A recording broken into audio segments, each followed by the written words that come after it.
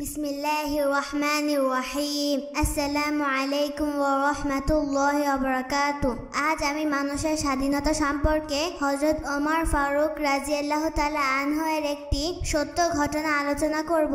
ভিডিওটি ভালো লাগলে লাইক, কমেন্ট ও সাবস্ক্রাইব করতে ভুলবেন না। হযরত ওমর রাদিয়াল্লাহু তখন মুসলিম জাহানের খলিফা।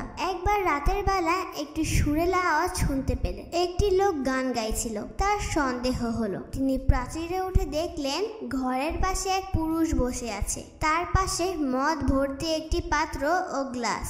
অদূরে এক মহিলাও রয়েছে। খলিফা চিৎকার করে বললেন, ওরে আল্লাহর দুশমন, তুই কি মনে করেছিস যে তুই আল্লাহর নফরমানি করবি আর তিনি তোর গোপন অভিসরের কথা ফাঁস করবেন না? জবাবে সে বলল, আমিরুল মোমেনিন, তাড়াহুড়ো করবেন না। আমি যদি একটি গুনাহ করে থাকি তবে আপনি করেছেন 3টি গুনাহ। আল্লাহ তাআলা মানুষের দোষ ত্রুটি খুঁজে বেড়াতে নিষেধ করেছেন, কিন্তু আপনি দোষ ত্রুটি খুঁজছেন। আল্লাহ আদেশ দিয়েছেন কারো বাড়িতে ঢুকলে দরজা দিয়ে ঢুকতে, কিন্তু আপনি প্রাচীর ডিঙ্গিয়ে ঘরে প্রবেশ করছেন। আল্লাহ নির্দেশ দিয়েছেন যে নিজের বাড়ি ছাড়া অন্যের বাড়িতে অনুমতি নিয়ে ঢুকতে, কিন্তু আপনি আমার অনুমতি ছাড়াই আমার বাড়িতে প্রবেশ করছেন। এই জবাব শুনে হযরত ওমর রাদিয়াল্লাহু তাআলা আনহু নিজের ভুল স্বীকার করলেন এবং তার বিরুদ্ধে কোনো ব্যবস্থা গ্রহণ করলেন না। তবে তার কাছ হতে অঙ্গীকার আদায় করলেন যে সে পাপের পথ ত্যাগ করে সৎ পথে ফিরে আসবে।